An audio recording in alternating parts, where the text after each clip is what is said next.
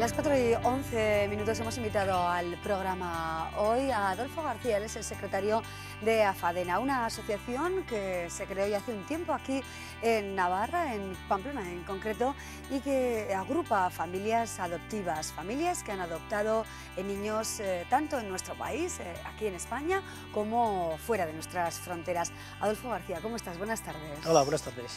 Bueno, supongo que la crisis también supone, bueno, pues un golpe para las adopciones nacionales e internacionales. ¿Es así o no? Sí, aparentemente es así, es así. No tenemos estadísticas del caso navarro, pero por ejemplo, la semana pasada sí apareció el dato de que en Cataluña el número de solicitudes ha descendido un 60%. Bueno, en principio en Navarra no tenéis ese dato, pero en una percepción general todo parece indicar que hay menos adopciones, quizá porque hay menos trabajo, porque hay muchas personas en paro, porque cuesta más, realmente hay menos nivel económico. Sí, pero deberíamos diferenciar lo que son el descenso de solicitudes, que sí podríamos achacarlo un poco a la menos disponibilidad de las familias para dar ese paso, y por otro lado estaría que el número de menores adoptados también ha descendido. Pero eso ya no tiene que ver tanto por la crisis, porque como entre la solicitud y la adopción pasa un tiempo muy largo, ahora estamos notando que la adopción disminuye, pero por medidas estructurales que se han dado en los países de origen de los niños, que hace que los niños ya no vengan tan fácil. Bueno, recientemente leíamos noticias, por ejemplo, como Marruecos frenaba de alguna manera también las adopciones internacionales, todo ello relacionado con problemas religiosos, con la adaptación de esas personas a la religión musulmana en el país de acogida. ¿Hay más trabas de los diferentes países a la hora de facilitar la adopción de niños? Bueno, trabas, se podrían llamar trabas. En realidad lo que tenemos que entender es que la adopción es una medida subsidiaria de protección a la infancia. Entonces, una administración que tiene menores declarados en desamparo, lo que tiene que procurar es que sus menores sean cuidados en sus países. Evidentemente, la última de las medidas a tomar para proteger a un menor, porque los menores tienen el derecho de ser adoptados y de encontrar una familia, la última de las medidas debería ser el darlos en adopción internacional, es decir, separarlos de su entorno social, etcétera, etcétera. Sería la última medida. Todos los países en desarrollo y no tan en desarrollo, porque bueno, uno de los países que más niños nos ha aportado ha sido China, y desde luego no podemos llamarlo hoy en día como país en desarrollo, cuando tiene un nivel de crecimiento superior al que tenemos en España, pues lo que hace es promocionar la adopción interna, la adopción nacional en los países, con lo que eso ha llevado a que los niños disponibles sean mucho menores y que luego además pues, las demandas de los padres no obedecen a la realidad de los niños adoptables. ¿En qué sentido, Adolfo? ¿Por qué? ¿Se buscan niños sanos, niños muy pequeños? Bueno, la oferta, valga la expresión, y la demanda, no sé si es correcta la utilización de esas palabras ahora, pero lo que realmente desean los padres que quieren adoptar y los niños susceptibles de ser adoptados, ¿coincide o, como dices, pues no del todo? Evidentemente no coincide del todo, y es una carencia que vemos en la administración. La administración debe establecer unos sistemas formativos que a las personas que quieren solicitar ser familia adoptiva les pongan claro sobre la mesa de que su hipotética idea de que hay cientos de miles de niños sanos y pequeños disponibles, eso no existe en realidad. Los niños que viven en orfanatos son niños que tienen patologías, son grupos de hermanos, son niños mayores, pero la ideal, esa cosa ideal de un bebé sano una y modificación perfecto, de la ley que no no existe. responde a una demanda. ¿No? Sí, sí. Bueno, eso no existe, ¿no? Supone una complicación también y, por supuesto, con consecuencias muy positivas también para una familia, ¿no? El hecho de acoger, adoptar a un niño es tu caso. Tienes dos hijas, Sí. ¿verdad?, de procedencia diversa, ¿no?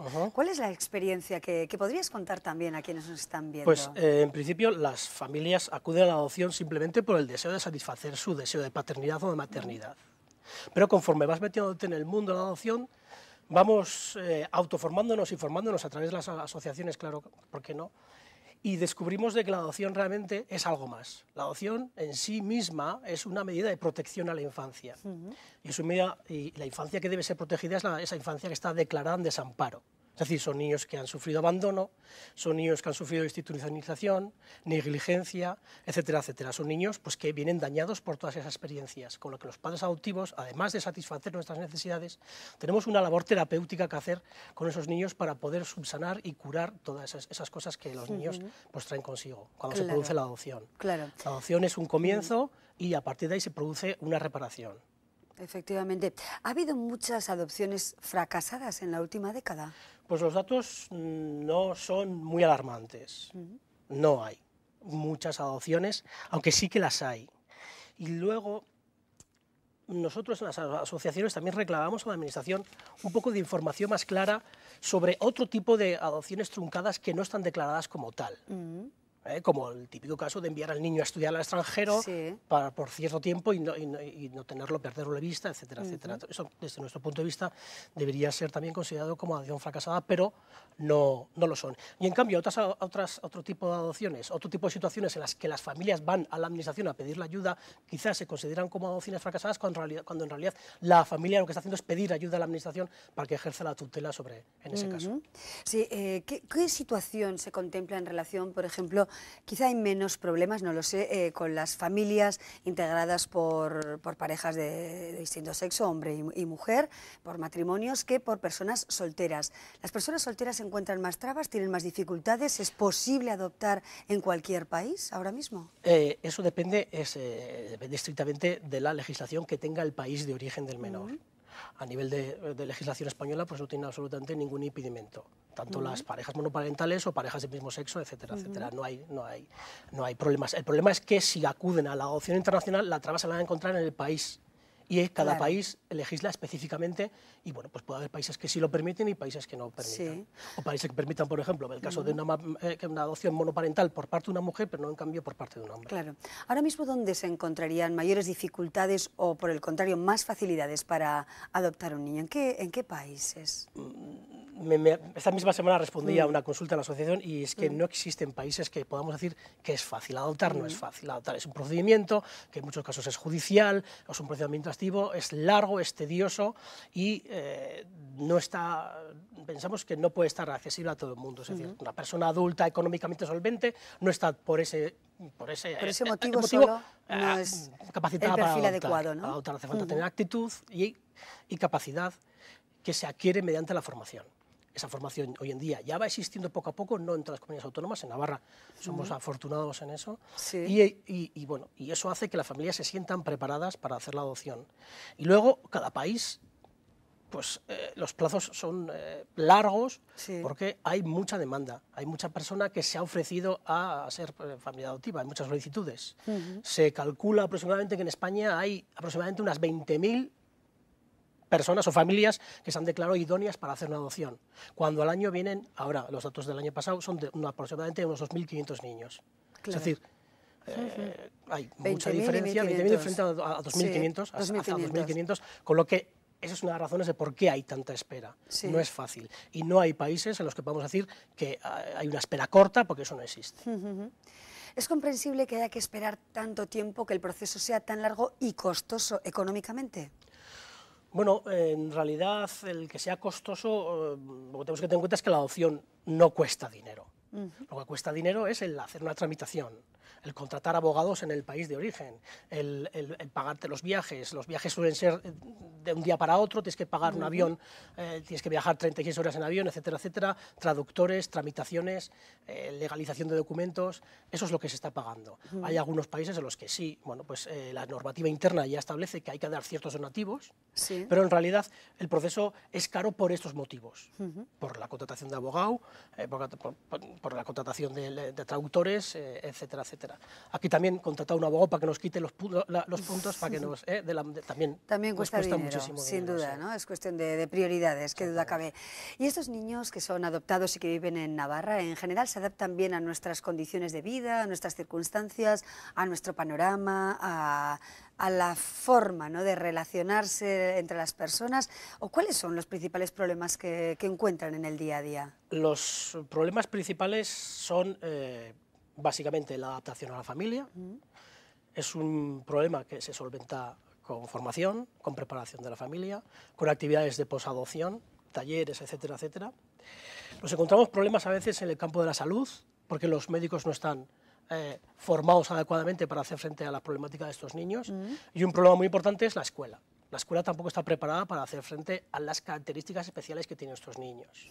Por ejemplo, pues necesitaríamos una adaptación curricular a lo que estos niños necesitan, o posibilidad de incorporar a la escuela a estos niños que vienen de orfanatos, haber residido mucho tiempo en otro país, en edades pues, que no les corresponden por edad, y poderlos escolarizar en otros niveles. Y eso todavía la legislación no lo permite. Todavía hay que ir adaptándose un poco a ese proceso, ¿no? Desde todos los puntos de vista. Y luego pues, tener en cuenta que las personas adoptadas, ellas se sienten que son víctimas del abandono.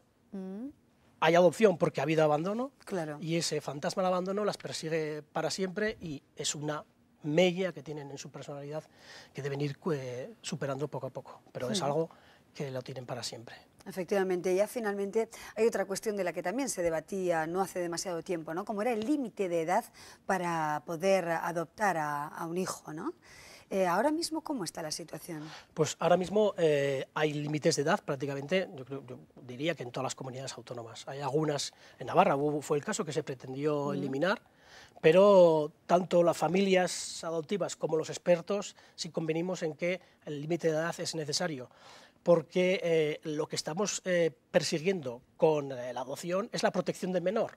No defender un supuesto derecho de adopción de una persona, sino eso no existe, no hay derecho a adoptar, sino hay derecho a ser protegido cuando alguien está declarado en desamparo. Por lo tanto, hay que tener una edad buena para poder hacer ese proceso, porque el proceso no es solo la adopción, sino la vida después del menor.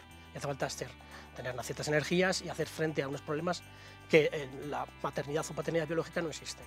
Así es. Bueno, pues nos quedamos con esas reflexiones. Adolfo García, secretario de AFADENA, es en este caso el rostro de esta asociación que reúne a familias adoptivas en nuestra comunidad.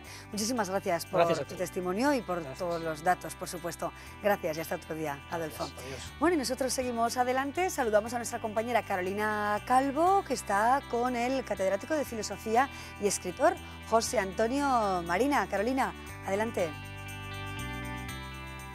Hola, ¿qué tal? Muy buenas tardes. Quédense con nosotros porque en breve van a tener el lujo de ver una entrevista a uno de los filósofos, pedagogos, escritores más prestigiosos de este país. Lo tengo a mi vera. Él es José Antonio Marina y está en Pamplona promocionando su último libro, Escuela de Parejas. José Antonio, invitamos a la gente a que se queden para que descubran todo el meollo de esta entrevista. Pues están invitados y muchas gracias por estar ahí. Pues en unos minutos, ¿a quién le importas tú hasta ahora? Muy bien, Carolina, muchísimas gracias. Gracias, señor José Antonio Marina, que luego estarán con nosotros ya, bueno, pues con una conversación mucho más amplia, hablando de esa escuela de padres. Ahora vamos a hacer una breve pausa para nuestros compromisos publicitarios y posteriormente abriremos el turno de debate con 3 invitados. Hoy hablaremos, entre otras cuestiones, de las elecciones americanas. Vamos a hablar de Obama y, como les hemos dicho al principio, conectaremos con el periodista de Onda Cero, Javier Lorente, que nos contará cómo se ha vivido esta noche, realmente, esas últimas horas en Estados Unidos. Ahora vamos a hacer esa pausa y seguimos.